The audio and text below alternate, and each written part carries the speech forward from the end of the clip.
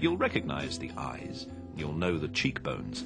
She's been a swinging 60s sex kitten, a tragic art house heroine, a Hollywood vamp, and recently a muse for young French directors.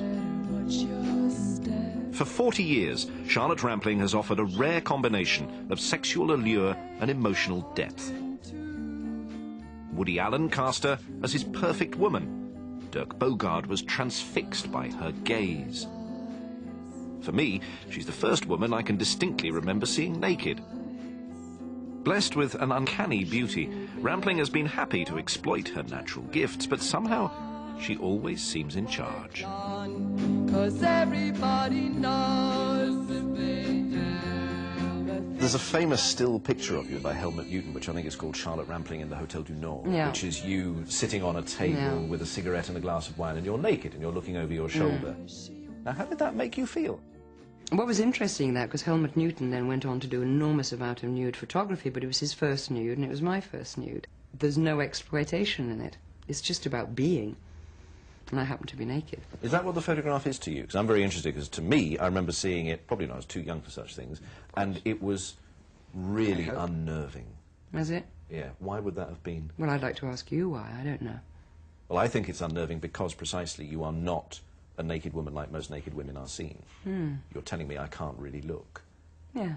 Messages are much more full-on now. Mystery is something which has sort of gone out the window a bit. What's your attitude to your own beauty? Did you know you were beautiful? No, I didn't know, actually, until people really started to tell me. Am I all right? Sensational. Am I all right? Sensational. From way early on, when I read all the books and I read all the sort of what Hollywood can do to people and how you can be completely, you know, destroyed by the image of yourself and falling into the narcissistic pool. Oh, that's interesting. So you were aware that your beauty could actually trip you up? Yes, because people are so troubled by beauty. I felt such danger in that, that I guess I just said, all right, I'm just not going to sort of think about it or address it and just sort of not pay attention to it. The rest of us, of course, could hardly look away. But for Rampling, the roles she was offered after her breakthrough in Georgie Girl were never going to satisfy her. There was always just a bit too much going on behind those extraordinary eyes. But what shall I say? What shall I do? Keep him happy. The roles that were offered to me after that were sort of Dolly Bird roles. They were just sort of accompanying the man in the film, and this suddenly didn't have any... This just didn't interest me. That's why I went to Europe, because more psychologically interesting roles came from Europe. Psychologically interesting is a bit of an understatement when it comes to The Night Porter, the controversial film that made her name. Typically, her character is sexually mysterious and emotionally troubled. The film features one of the great Rampling gazes, when her concentration camp survivor sets eyes on her former Nazi captor in the lobby of a Viennese hotel. The film then tells the story of their passionate affair, a jaw-droppingly audacious role. What drove you to take it? Because surely it's a risk. I mean, you must have swallowed hard. Or... Yes, but the choice of subjects is a very intimate, very passionate thing. It's about desire.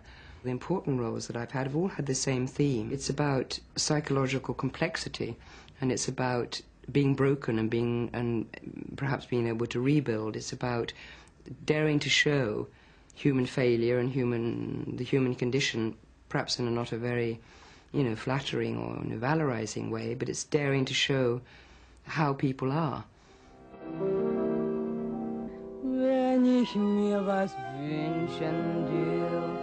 Of course, a willingness to bare the soul has often been matched in Rampling's films by a baring of the body, too. Its most famous scene, I suppose, is where you dance topless in an SS uniform singing cabaret to German officers. The first scene I did in Night Porter was that scene. So you were thrown, straight into sort of wearing braces, an SS cap. Singing an old Marlena song and doing that scene.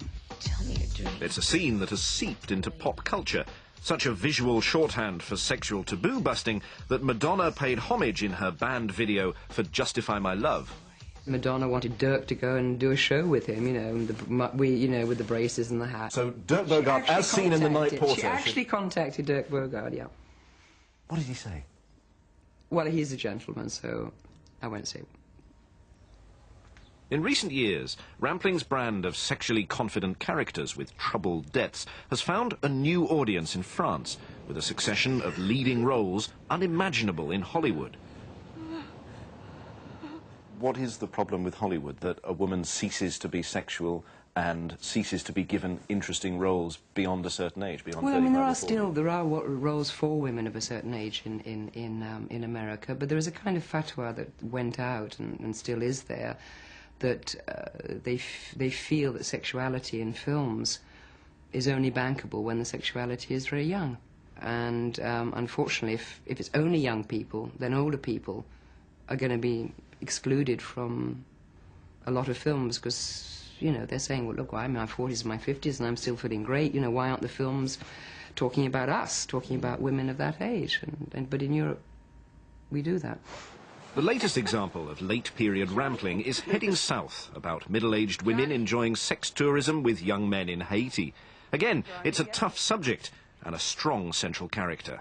What interested me about the subject was this incredible paradox of how seemingly together women, good-looking women, can be in such emotional misery and can find nothing to satisfy them. Have they just sent men packing? What have they done? Why are women of that age group? And believe me, there are many.